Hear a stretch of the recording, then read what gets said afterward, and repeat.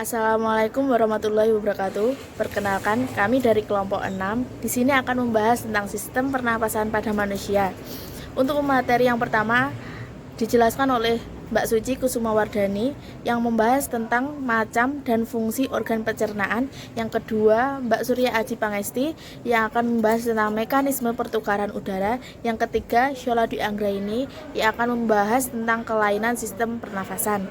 Untuk lebih lanjutnya, mohon diperhatikan video presentasi dari kelompok kami.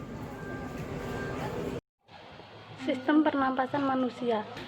Yang pertama, struktur dan fungsi sistem pernapasan manusia. Yang pertama, organ pernapasan manusia. Sistem pernapasan manusia memiliki organ-organ pernapasan yang menunjang proses pernapasan. Organ pernapasan manusia terdiri atas hidung, faring, laring, trakea, bronkus, bronkiolus, dan alveolus. Yang pertama, hidung. Hidung merupakan organ pernapasan yang berhubungan langsung dengan udara luar. Oleh karena itu, rongga hidung dilengkapi dengan rambut-rambut halus atau silia yang akan berfungsi untuk menyaring partikel debu dan kotoran yang masuk bersama udara. Selain itu, terdapat juga lendir atau mucus yang berfungsi menangkap benda asing yang masuk ke hidung. Terdapat juga konka berupa jaringan yang tersusun atas sel-sel epikal dan kapiler dari darah yang menjaga udara tetap hangat saat masuk ke dalam paru-paru. Yang kedua, faring. Faring merupakan percabangan antara saluran pencernaan dan saluran pernapasan. Pada percabangan ini terdapat klep yang disebut epiglotis yang mencegah makanan memasuki trakea. Yang ke poin C, laring. Laring disebut juga sebagai kontak suara karena disinilah pita suara berada. Organ ini dikelilingi oleh 9 tulang rawan.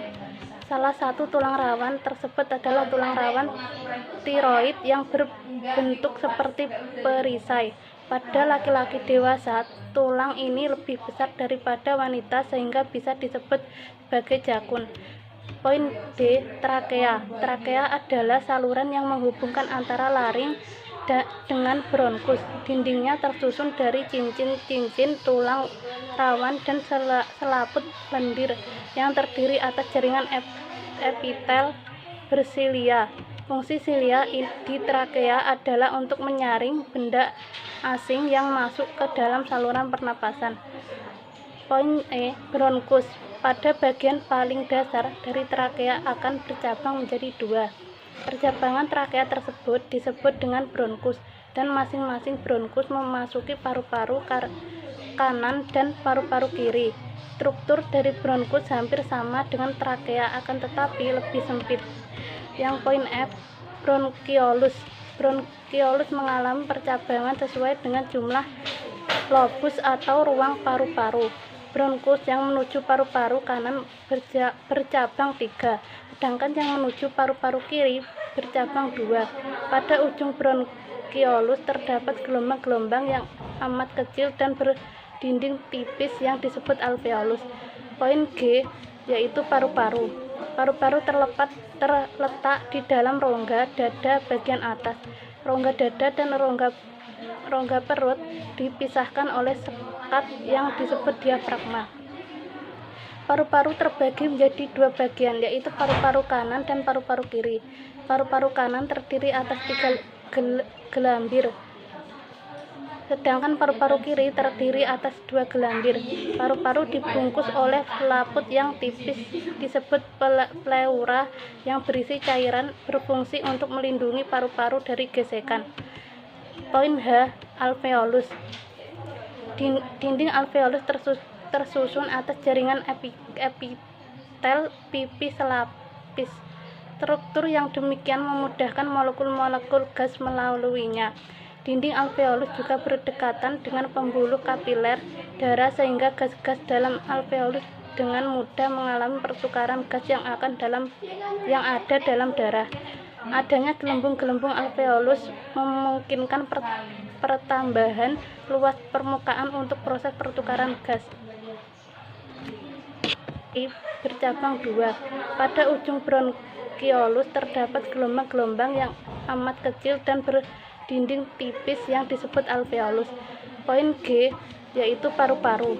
Paru-paru terletak di dalam rongga dada bagian atas.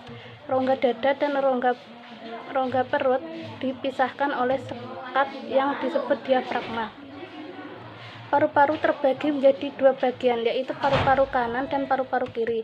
Paru-paru kanan terdiri atas 3 gelambir, sedangkan paru-paru kiri terdiri atas 2 gelambir. Paru-paru dibungkus oleh selaput yang tipis disebut pleura yang berisi cairan, berfungsi untuk melindungi paru-paru dari gesekan. Poin H. Alveolus. Dinding alveolus tersusun atas jaringan epitel pipi selapis.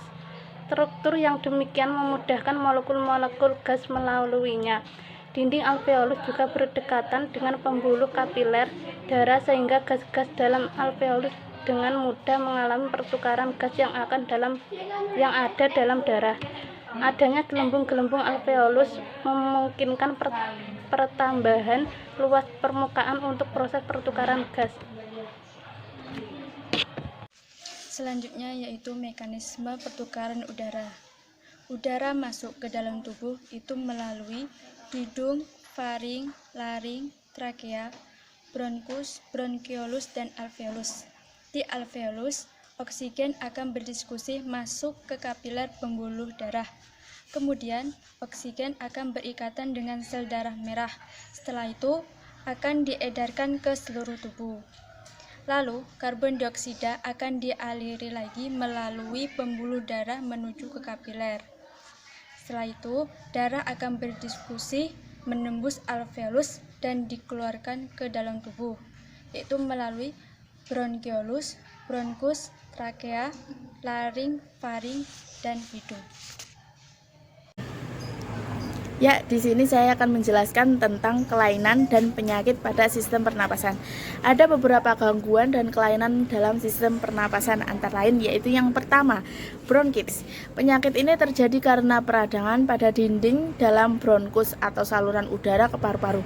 Penyakit ini biasanya bersifat ringan dan pada akhirnya akan sembuh sempurna. Tetapi pada penderita yang memiliki penyakit menahun, misalnya penyakit jantung, penyakit paru-paru, dan pada usia lanjut, bronkitis ini bisa bersifat serius. Yang kedua yaitu asma, terjadi karena adanya penyempitan saluran pernapasan.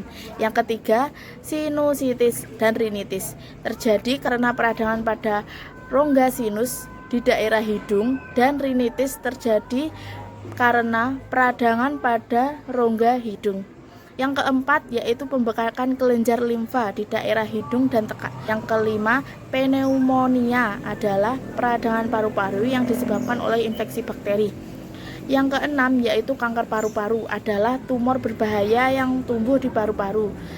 Yang ketujuh, tuberkulosis atau TB adalah infeksi yang dikarenakan bakteri Mycobacterium tuberculosis yang dapat merusak paru-paru dan sistem saraf sentral, tulang, dan sendi. Yang kedelapan yaitu pleuris atau radang pleura, adalah suatu peradangan pada pleura atau selaput yang menyelubungi permukaan paru-paru. Ya, itu tadi penjelasan dari kelompok 6.